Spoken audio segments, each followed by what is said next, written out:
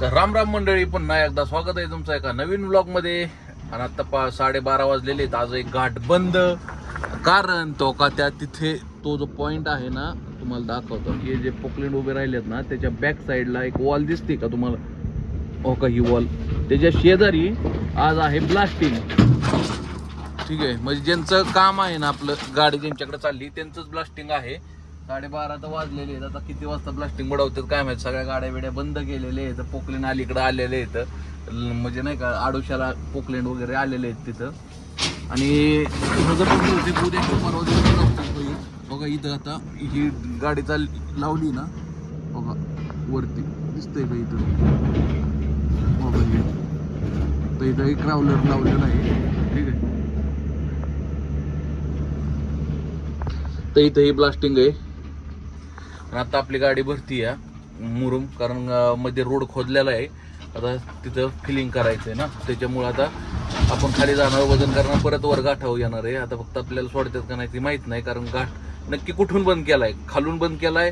जर खालून बंद केला जर असेल ना, तर आपल्याला वजन करून वर येता येईल. आता गाडी तर इथून आपण भरतोय. आता खाली फक्त जाऊन परत रिटर्न सोडली पाहिजे गाडी. सोडतील माझ्या अंदाजे, कारण काय बहुतेक कंपनीच्या गेट पासून मागं ट्रॅफिक अडवतात. तर कंपनीच्या गेटपर्यंत काय अडचण नाही येणार आपलं, असं मला तर वाटतंय. अजून तर काय ब्लास्टिंग तिथं उडवलेलं नाहीये. आता त्यांचं काय सगळं इकडं तिकडं बघणार, सगळं नियोजन बघणार आणि नंतर ब्लास्टिंग उडवतील. बघू कसं काय होतंय. गाडी भरते ना त्यावेळेस आपल्याला सगळं चेक करावं लागतं, कारण काय वरनं दगड पडतो खाली गाडीच्या, कधी टायरच्या मध्ये येतोय, काय होतंय ते सगळं चेक करावं लागतं आपल्याला. गाडी तर भरलेली आहे, हवारी जमतंय जरा थोडंसं, जेणेकरून काय रोडवर ते सांडू नाही मटेरियल.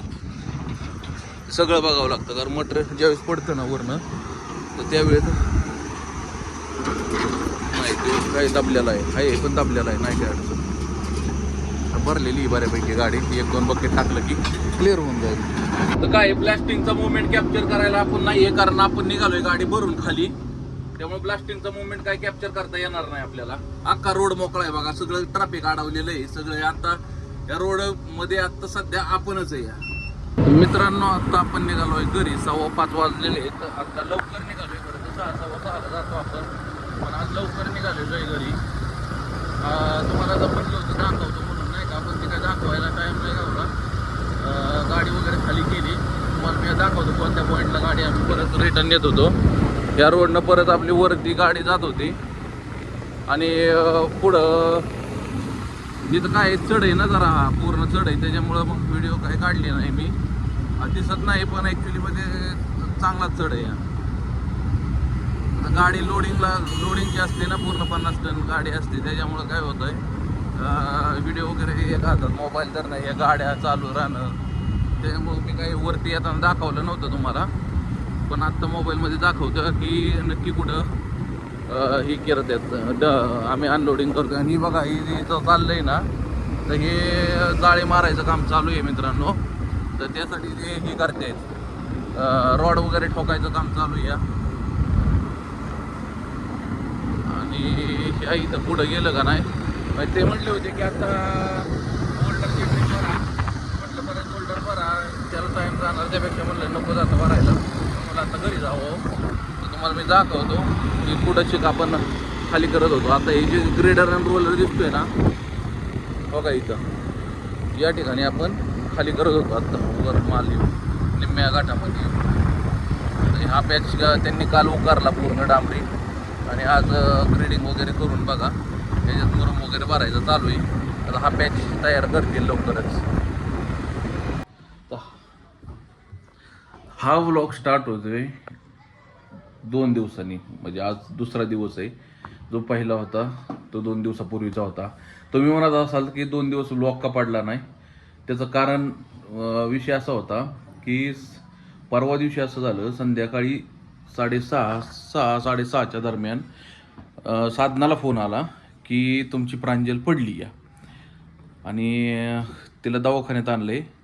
नाही, 6:30 वाजता पडली होती, पण फोन आला जवळपास 8-8:30 वाजता की तुमची प्रांजल पडली, तिच्या हनवटीला लागलंय आणि त्याला जवळपास 6-7 टाके पडलेत. आता फोन आल्यावरती आमचं म्हणजे हँग झालो आम्ही सगळी. त्याच्यामुळं तिथून पुढं परवा दिवशी काल व्लॉगच बनवता आला नाही. काल मग प्रांजलला आणाय तिकडून फोन आला की तुम्ही घेऊन जावा 10-12 दिवस. मग काल प्रांजलला आणायला गेलो.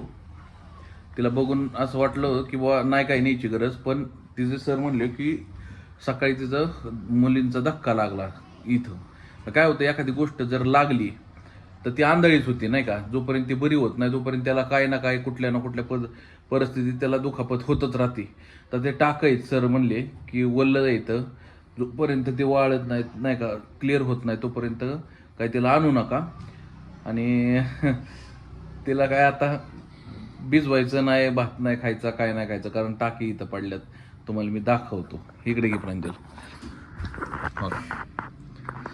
तर इथं तिला 6 टाके पडलेत आणि तिला काल घरी आणली.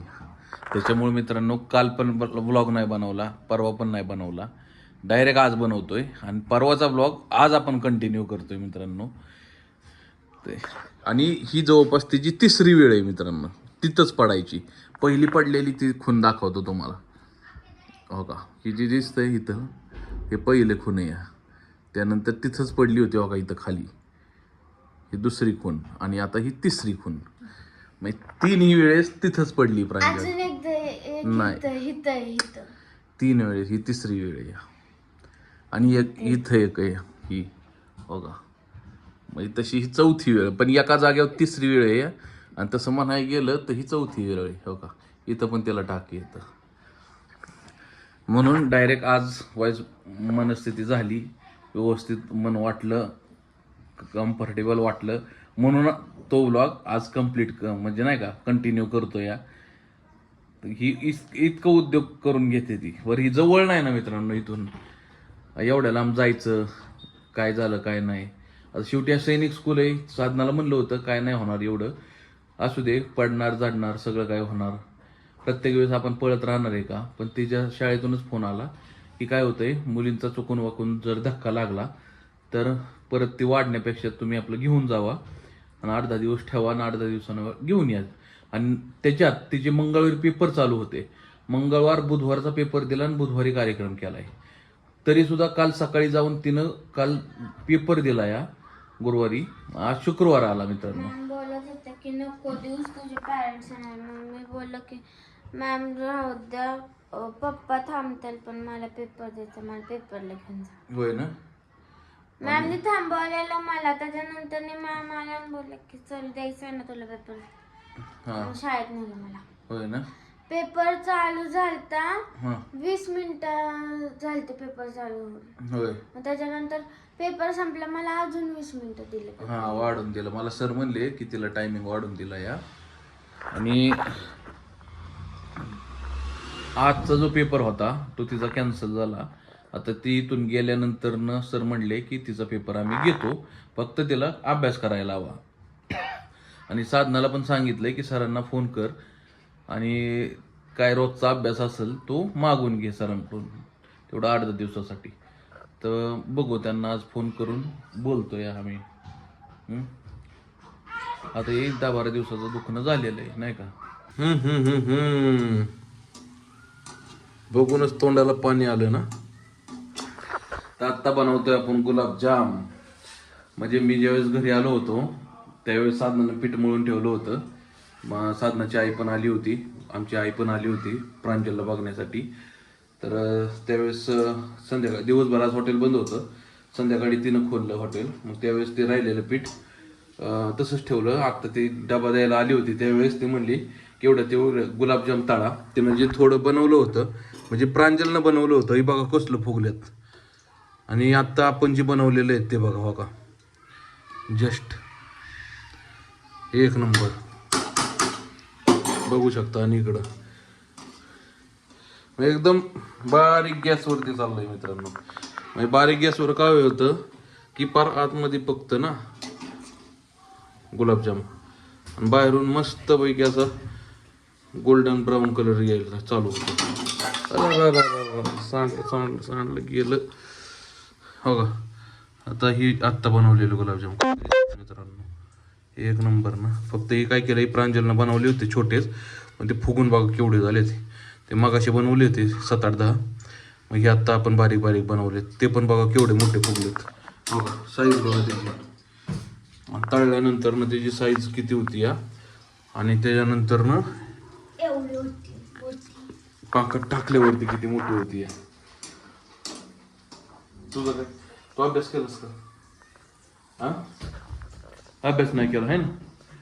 मम्मीने सांगितलं तेवढा अभ्यास करायचा आहे, लक्षात ठेव. त्याच्यामुळे 2 दिवस काय मन झालं नाही ब्लॉग बनवायचं. म्हणलं आज तुम्हाला सांगावं नक्की कशामुळे 2 दिवस ब्लॉग बनवलं नाहीत. तुम्ही बघत असताल की यायला हा ना, आणि तुम्हाला वाटलं असेल की यायला एवढे दिवस बनवलं ब्लॉग ना अचानक बंद झाला ब्लॉग यायचा.